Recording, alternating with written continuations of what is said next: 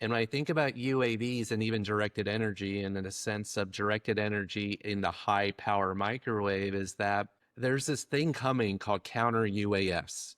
And counter-UAS, for those that may not be aware of that, is what do you do when you have a drone flying in your backyard or over your stadium or even over your military base? So the military has ways of dealing with that. But because the laws in the US aren't written to counter a UAS, whether it be compromising its software to redirect it to land somewhere, or even perhaps taking it down in a way that doesn't cause any type of harm in the public, is that every law enforcement agency in the United States one day will need counter UAS, which is exactly what we're doing on a forward operating basis and on our ships, et cetera.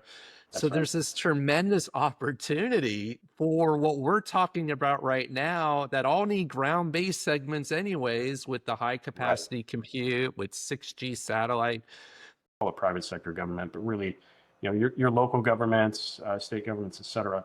We've seen a lot of issues with large venue events and issues where drone surveillance would be beneficial, right? Being able to identify problems, well ahead of them being a massive issue. But fundamentally, our fight is the DoD warfighter, making sure they have all the equipment they need, to do what they have to, provide a discriminating capability and make sure they get home. Ultimately, that's our MO. We want to get there.